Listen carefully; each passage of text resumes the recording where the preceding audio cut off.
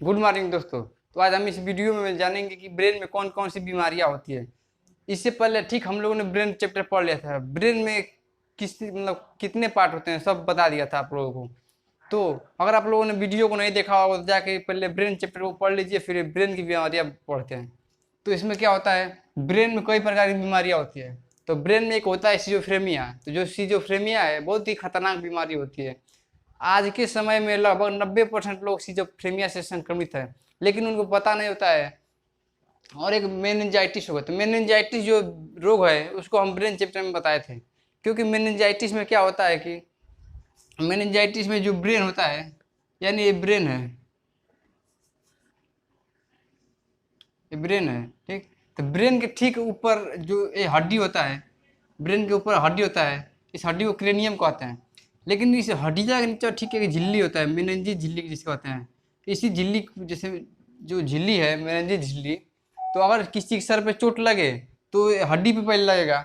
उसके बाद जब और जोर से लगेगा चोट तो हड्डी के अंदर मेनिंजी झिल्ली पे रहेगा। और जब मेनिंजी झिल्ली संक्रमित होगा तब मेनिंजाइटिस रोग होगा। ये तो हम लोगों ने ब्रेन चैप्टर में पढ़ लिया था। लेकिन आज हम इसका टॉपिक है बस यही कि सिजोफ्रेनिया रोग क्या है, सिजोफ्रेनिया क्या है। आज के समय में बहुत सारे लोग सिजोफ्रेनिया संक्रमित हैं। तो इसमें क्या होता है, सिजोफ्रेनिया में इसका भी कोई प्रकार होता है। एक जैसे हेल्यूसिनेशन हो गया। इसमें हेल्यूनेशन में क्या होता है कि व्यक्ति काल्पनिक मतलब वो कल्पना करने लगता है। यानी उस व्यक्ति को जिसको भी ये हुआ होगा उस व्यक्ति को कुछ ऐसी चीज़ें दिखाई देगी या फिर ऐसी चीज़ें सुनाई देती है जो जो वास्तव में होता रही है, लेकिन वो उसी की कल्पना में खोया रहता है। यानी इसमें आवाज़ सुनाई देता है, इसमें आवाज़ सुनाई देता है और दिखाई देता है। यानी इसमें सुनाई और दिखाई देता है। जैसे कई लोगों को दिखाई देता है भूत दिख गया, लेकिन वो वास्तव में क्या होता है कि जैसे जो सोचते रहते हैं वही उन लोगों को दिखाई देता है। यानी उसका वो वहम होता है, वो उसका जैसे उसका वहम होता है, वो वास्तव में होता नहीं लेकिन उसको सुनाई देता है और दिखाई देता है। जैसे कोई अकेले जा रहा है तो उसको पायल की आवाज़ सुनाई दे रही है या फिर भूत के बोलने की आवाज़। तो वास्तव में तो नहीं होता है लेकिन वो सुनाई देता है, उसको हेल्यूनेशन हो गया है। क्योंकि वास्तव में होता नहीं लेकिन सुनाई भी देता है और उसको भूत भी दिखाई देता है। तब उसको लगता है कि कोई अभी गया है तो कोई आया है, यानी उसको भूत दिखाई देता है, आत्मा दिखाई देती है। वास्तव में बीमारी है, ब्रेन की बीमारी है। इसमें क्या होता है, ब्रेन में कई केमिकल जब आपस में रिएक्शन कर देते हैं, कई केमिकल डिसबैलेंस हो जाते हैं जिसके वजह से सब बीमारियाँ हो जाती हैं। तो इसमें हेल्यूनेशन में होता है कि मतलब काल्पनिक होता है, यानी उसको बस कल्पना से बस खोया रहता है, कल्पना में उसको कुछ न कुछ दिखाई देता है, सुनाई देता है। और उसके बाद डेल्यूशन, जो डेल्यूशन बीमारी है 90% मतलब लोग आजकल इस डेल्यूशन बीमारी से संक्रमित है, 80 से 90% लोग।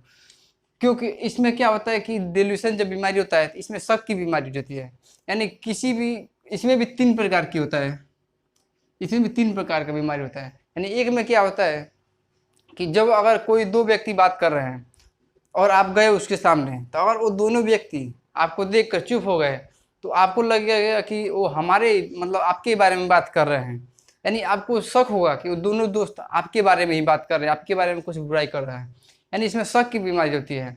इसमें किसी मतलब कोई भी किसी पे शक करने लगता है, दोस्त पे शक करने लगता है, पति पत्नी पे शक कर, यानी किसी में शक की बीमारी हो जाती है।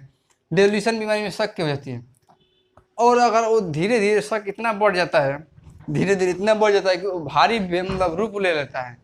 यानी अगर उसका इलाज नहीं किया गया तो शक के मारे उसका वो डिप्रेशन में चला जा सकता है। यानी वो डिप्रेशन में भी जा सकता है, उसकी मौत भी हो सकती है, क्योंकि वो शक करने लगेगा। और जितने ज़्यादा शक बढ़ेगा उसका ब्लड प्रेशर बढ़ेगा, वो डिप्रेशन में होगा। और एक और इसमें एक और होता है निगेटिव इवल्यूशन। इसमें क्या होता है, व्यक्ति बैठ के कुछ ना कुछ सोचता रहता है। यानी इसमें बस बैठा रहेगा, सोचा या फिर कुछ कहीं भी होगा बस सोचता रहेगा। निगेटिव मतलब उसके बस ब्रेन में निगेटिव चलता रहेगा। यानी वो सोचेगा कि आज पढ़ते हैं, लेकिन उसके ब्रेन में फिर एक पॉजिटिव एनर्जी रहता है कि निगेटिव एनर्जी रहता है।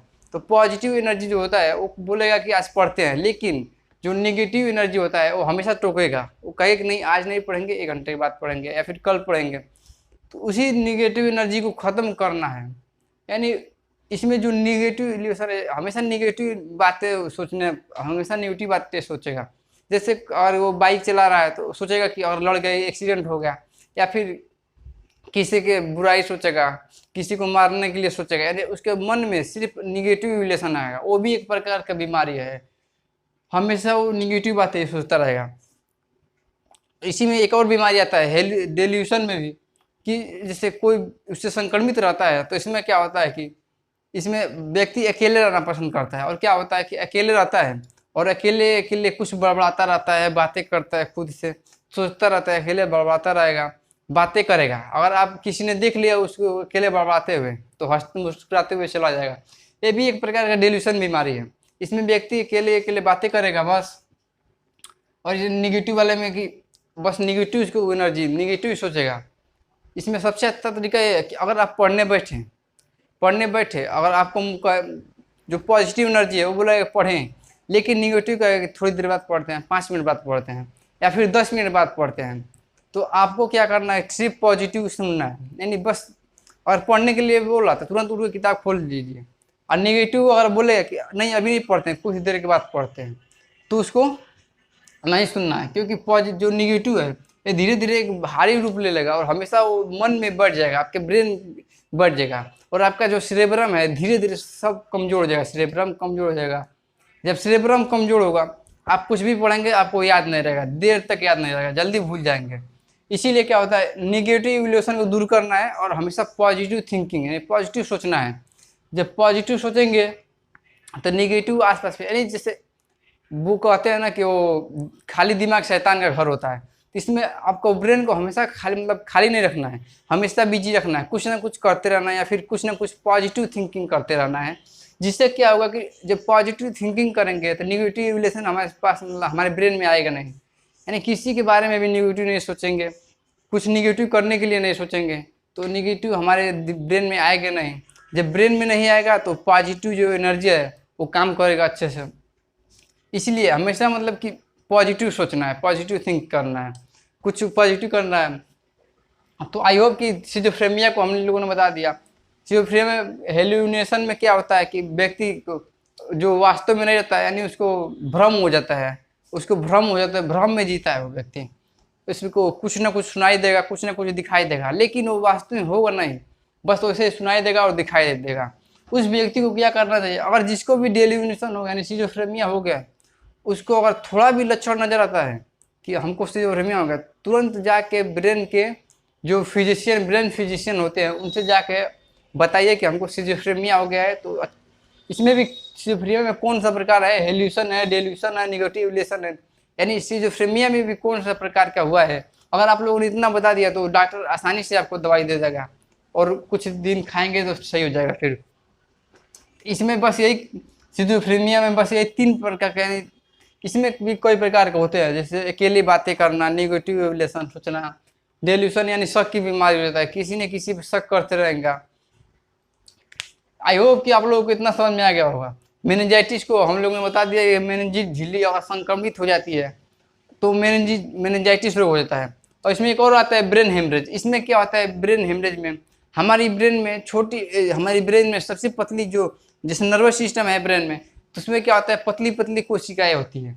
जब क्या होता है कि अगर किसी वजह से केमिकल डिसबैलेंस के वजह से उस कोशिका में ब्लड जम जाता है और वो फट जाती है, यानी ब्रेन की नसें जब फट जाती है, और जब जैसे ब्रेन है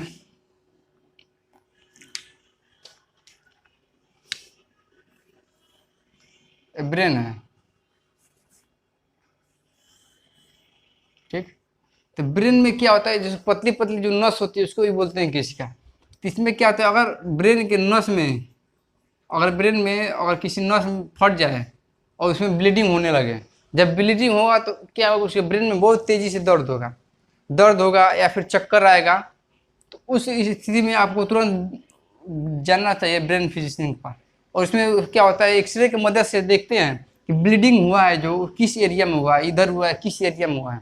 और उधर क्या होता है, जैसे ब्रेन की नस फट जाती है, ब्लीडिंग होने लगता है, और उसके वजह से ब्रेन हेमरेज होगा। और ब्रेन हेमरेज जिसको हो जाता है वो जल्दी मर जाता है। और ब्रेन ट्यूमर भी होता है। हम आप लोगों को बताए हैं, कोशिका यानी सेल डिवीजन में पढ़ाए हैं कि जो ब्रेन होता है, ब्रेन में कोशिका विभाजन नहीं होता है, लेकिन सबसे तेज़ी से कोशिका विभाजन होता है लीवर में, यानी लीवर के किसी भी अंग को, लीवर को अगर आधा भी काट के निकाल दिया, यानी लीवर ट्रांसप्लांट भी कर दिए, तो जो आधा बचा हुआ लीवर है वो अपने आप कोशिका विभाजन करके अपना सही रूप ले लेगा। लेकिन जो ब्रेन होता है, ब्रेन में कभी भी कोशिका विभाजन नहीं होता है। ब्रेन में कोशिका विभाजन कब होता है? मात्र 1% ही होता है, जिसके वजह से ब्रेन ट्यूमर हो जाता है। जिसके वजह से यदि ब्रेन में अगर कभी भी कोशिका विभाजन नहीं होता है, लेकिन ब्रेन ट्यूमर हो जाता है, यानी मात्र 1% कोशिका विभाजन होता है कभी कभी, उसके वजह से ब्रेन ट्यूमर हो जाता है। आई होप दोस्तों कि आप लोगों को ब्रेन की बीमारी समझ में आ गया होगा। अगर आप लोगों को ब्रेन की बीमारी समझ में आ गया होगा, ठीक, इसके बाद से हम बताएंगे कि जीवाणु के द्वारा कौन सी बीमारी होती है और विषाणु के द्वारा कौन सी बीमारी होती है। तो अभी मिलते हैं नेक्स्ट वीडियो में।